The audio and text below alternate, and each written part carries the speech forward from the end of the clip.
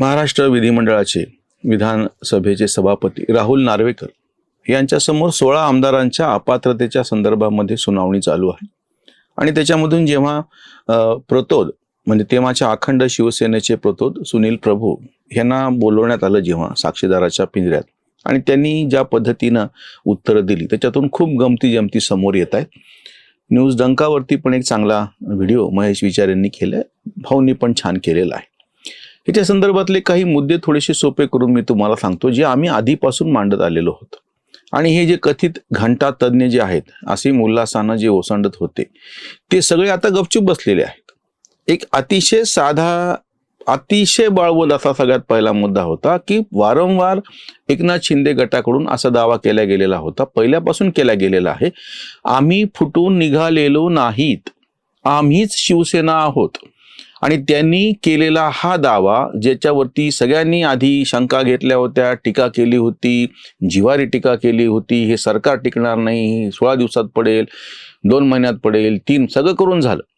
पण जेव्हा सर्वोच्च न्यायालयाने निवडणूक आयोगाकडे ह्याचा निर्णय सोपवला, निवडणूक आयोगानं स्पष्टपणे एकनाथ शिंदेच्या बाजूने निकाल दिला, त्याच्यातून तरी यांनी काही शिकायला पाहिजे होतं. अतिशय म्हणजे सर्वसामान्य लोकांना कळेल अशी गोष्ट अशी होती की ज्याच्या बाजूचे आमदार आहेत, जास्त आमदार आहेत, त्याचा पक्ष असू शकेल इतकी साधी गोष्ट होती ती एक.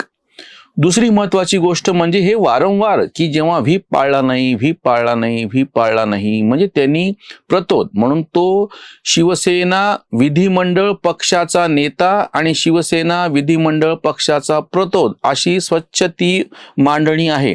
शिवसेना पक्ष म्हणून जो आहे उद्धव ठाकरे ज्याचे अध्यक्ष आहेत त्याचा ह्याच्याशी तशा अर्थाने संबंध येत नाही. पक्ष तुम्हाला बी फॉर्म देतो, तुम्ही निवडून येता, तुम्ही निवडून आल्याच्या नंतर तुमचा तो विधिमंडळ पक्ष तयार होतो, त्याचा गटनेता निवडला जातो आणि त्याचा प्रतोद निवडला जातो आणि हे पण फक्त विधानसभेशी संबंधित आहे, विधान परिषदेशी नाही. उद्धव ठाकरे हे विधान परिषदेचे सदस्य आहेत. शिवसेना विधिमंडळ पक्षाचे स्वतः उद्धव ठाकरे हे सदस्य सुद्धा नाहीत. आता म्हणून जो महेश जेठमलानींनी प्रश्न उपस्थित केलेला होता की सुनील प्रभू यांनी जो व्हीप जारी केला कोणाच्या आदेशावरून जारी केला, कारण तुमचे जे गटनेते आहेत ते तर एकनाथ शिंदे आहेत. बरं, दुसरी गोष्ट म्हणजे जेव्हा व्हीप जारी केला तेव्हा म्हणजे 20 जूनची गोष्ट आहे, त्यावेळेस सगळेच्या सगळे म्हणजे व्हीप मध्ये काय सांगितलेलं होतं की शिवसेनेच्या सगळ्या आमदारांनी विधान परिषदेच्या निवडणुकीसाठी म्हणून उपस्थित राहणे आणि मतदान करणे अनिवार्य आहे. हे पाळल्या गेलं का? तर पाळल्या गेलं ना. शिवसेनेचे सगळे आमदार विधिमंडळाच्या मध्ये त्या दिवशी मतदानाला 20 जूनला उपस्थित होते का? तर हो. त्यांनी मतदान केलं का? हो. मग आता व्हीप पाळला नाही हा मुद्दा कुठून आला? व्हीप हा विधिमंडळ म्हणजे प्रत्यक्ष विधानसभेमध्ये जी काही कारवाई होती त्याच्या बाबतीमध्ये असतो. शिवसेना पक्ष म्हणून जो काही आहे म्हणजे उद्धव ठाकरे त्याचे प्रमुख आहेत, त्या पक्षाच्या बैठकीसाठी, त्या पक्षाच्या कारवायांसाठी, त्या पक्षाच्या निर्णयांसाठी व्हीपची गरज नाही. सुनील प्रभू हे शिवसेना विधिमंडळ पक्षाचे प्रतोद आहेत, शिवसेना पक्षाचे प्रतोद नाहीत. कुठल्या पक्षाचा म्हणून प्रतोद नावाची गोष्टच नसते काही. पक्षानं पक्षशिस्ती म्हणून पक्षाच्या पातळीवरती जी काही कारवाई करायची ती करावी. एकदा कोणी सदस्य विधिमंडळात निवडून आल्याच्या नंतर तो जो विधिमंडळ पक्ष तयार होतो, लेजिस्लेटिव्ह पार्टी, त्याचा संबंध त्यांच्या गटनेत्याशी आणि त्याच्या पुरता त्या प्रतोदाशी होतो आणि ह्या सगळ्याच्या बाबतीमधले अंतिम अधिकार हे सभापतीकडे दिलेले आहेत. ते तर इतर कोणाकडेच नाही. सुप्रीम कोर्ट पण त्याच्यामध्ये काही करू शकत नाही. हे वारंवार सांगितलं जात होतं. आता जेव्हा सुनील प्रभू गडबडून गेलेले आहेत उत्तर देताना, 20 तारखेला तुम्ही व्हीप जारी केला, 20 तारखेला सगळे आमदार हजर राहिले, त्यांनी मतदान केलं, त्याच्यानंतर ते निघून गेले. आता नंतर त्यांनी त्यांच्या खासगी आयुष्यात काय करावं याच्याशी सुनील प्रभूंचा संबंध येत नाही. जर विधिमंडळाचं अधिवेशन झालं असतं नंतर सुद्धा त्या अधिवेशनामध्ये उपस्थिती राहणे, मतदान करणे, बाकीच्या बाबतीमध्ये जर काही तुम्ही व्हीप जारी केला असता, प्रसारित केलेला असता, तर तो बंधनकारक राहतो. पक्षाच्या बैठकीच्या साठीचा व्हीप कोणालाही बंधनकारक असू शकत नाही, कारण की तो पक्षाचा निर्णय आहे, विधिमंडळ पक्षाचा नाही. हे आमचे तथाकथित घंटा तज्ज्ञ जाणून बुजून हा बुद्धिभ्रम पसरवायला लागले आहेत, म्हणून आम्ही हा खुलासा करतो आहोत. वारंवार जेव्हा याच्यातल्या वैध गोष्टी समोर येतात, कायद्याच्या बाबी समोर येतात, नियम आणि बाकीच्या सगळ्या गोष्टी समोर येतात, तेव्हा मग हे गपचूप बसतात. तेव्हा सुद्धा सर्वोच्च न्यायालयामध्ये जेव्हा निवडणूक आयोगाची जी अधिकार कक्ष आहे ती सर्वोच्च न्यायालयाला त्याचा भंग करता येत नाही, त्याच्यामध्ये हस्तक्षेप करता येत नाही. निवडणूक आयोग हा स्वायत्त आहे, त्याच पद्धतीनं विधिमंडळ आणि सभापती हे स्वायत्त आहेत, आणि सर्वोच्च न्यायालय या तिघांना कोणालाही कोणाच्या कामकाजामध्ये ढवळाढवळ करता येत नाही. जे 16 आमदार निघून गेले म्हणून हे सांगतात, का निघून गेले म्हणतात, हे त्यांच्यावरती अपात्रताची कारवाई का करावी लागते म्हणून सांगतात की 21 तारखेच्या बैठकीच्या बाबतीमध्ये. 21 तारखेच्या बैठकीचा आणि 20 तारखेच्या मतदानाचा संबंधच काय? 21 तारखेच्या बैठकीसाठी व्हीपच मुळात जारी करता येत नसतो, कारण की ती पक्षाची बैठक आहे, आणि 20 तारखेला प्रत्यक्ष विधिमंडळामध्ये विधान परिषदेमधून निवडून द्यायच्या उमेदवारासाठी मतदान झालं होतं, त्यावेळेस शिवसेनेचे सगळे लोक हजर आहेत.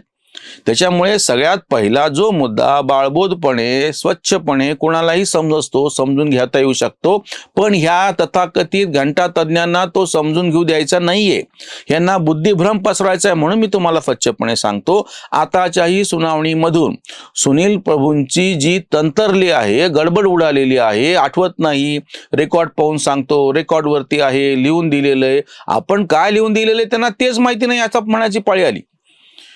म्हणजे एक साधी गोष्ट लक्षात घ्या, विधिमंडळ पक्ष वेगळा आणि पक्ष वेगळा ही गोष्ट हे लोक लपवून ठेवायला लागलेत.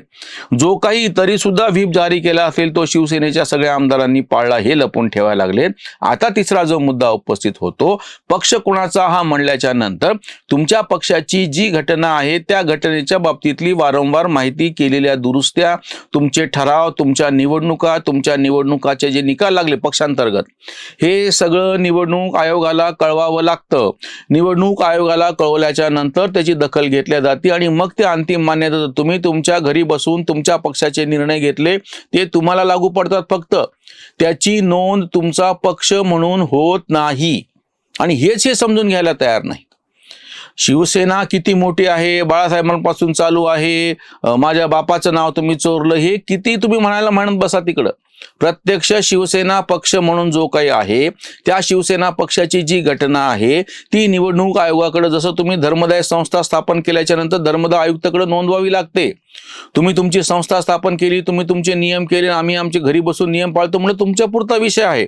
जेव्हा त्याचा समाजाशी संबंध येतो तेव्हा सगळ्यात पहिला प्रश्न उपस्थित होतो की तुमची घटना, तुमची संस्था नोंदवलेली आहे की नाही, त्या धर्मदाय आयुक्ताकडे तुम्ही जे काही बदल केले ते नेहमी कळवले की नाही, कार्यकारिणी बदलली, एखाद्या सदस्याचा मृत्यू झाला, नवीन सदस्य घेतलं.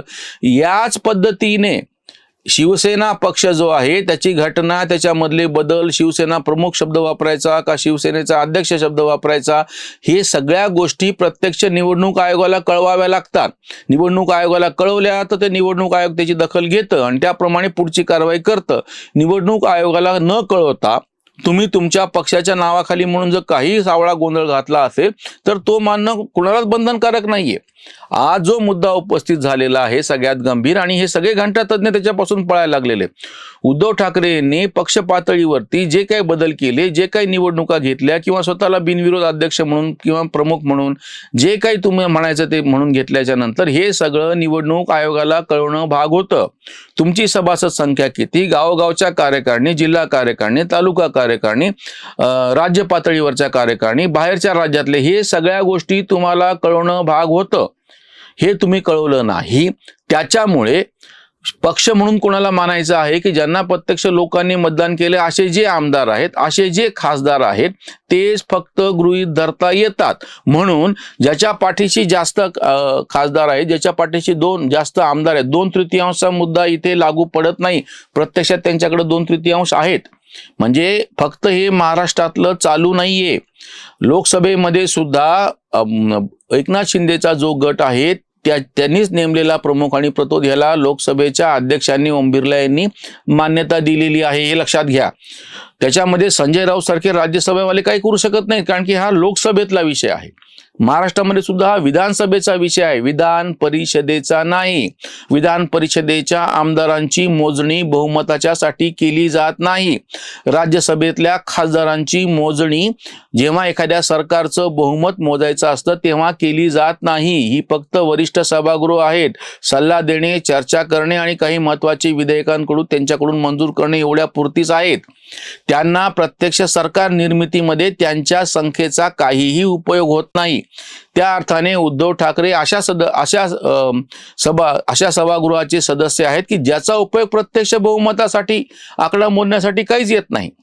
ही सगळी सुनावणी जेव्हा चालू असताना यांचंच एक एक पितळ उघडं पडत चाललेलं आहे. यांनी जी बॉम्ब केली होती, राहुल नार्वेकरांच्या नावानं जो अपप्रचार केला होता की ठरवून ठरवून हे लांबवत आहेत, खरं तर हे लांबवणं यांच्यासाठीच फायदेशीर होतं, कारण की यांची झाकली मूठ 1.25 लाखाची राहत होती. आता ज्या पद्धतीनं या सगळ्या सुनावणीमधून यांची वक्तव्य समोर येत आहेत, एक एक मुद्दे समोर येत आहेत, त्याच्यामधून उभाठा शिवसेनेचंच पितळ उघडं पडत चाललेलं आहे. आणि ह्यांना पाठिंबा देणारे जे सगळे घंटा तज्ज्ञ होते, ज्यांना आता बोलायला तोंडच उरलेलं नाहीये, की ते जेव्हा केव्हा निकाल येईल मला खात्री आहे तेव्हा तर हे पहिलं वाक्य हेच म्हणणार की ह्यांनी कसं पूर्णपणे प्रक्रिया कशी ताब्यामध्ये घेतली, निवडणूक आयोग कसा ताब्यामध्ये घेतला, सर्वोच्च न्यायालयात घेतलं होतं. राहुल नार्वेकर पण ह्यांचे ठरलेले वक्तव्य मी तुम्हाला आधीच सांगतो. प्रत्यक्षामध्ये ह्यांना त्या ठिकाणी सादर करायला पुरेशी कागदपत्र नाहीयेत, सादर करायला पुरेसं ह्यांना कुठलाही तार्किक आधार नाहीये. यांच्याकडं जो आमदारांची संख्या आहे ती अतिशय त्रोटक अशी उरलेली आहे. त्याच्यामुळे यांना यांचाच पराभव स्पष्ट समोर दिसत आहे. पण तसं न करता हे फक्त बुद्धिभ्रम पसरवत आहेत हे सगळे लेब्रांडू, त्यांच्या पाठीशी उभे राहून घंटा तज्ज्ञ. त्यांचं पितळ आता या सगळ्यातून उघडं पडत चाललेलं आहे. इथेच थांबूयात. धन्यवाद.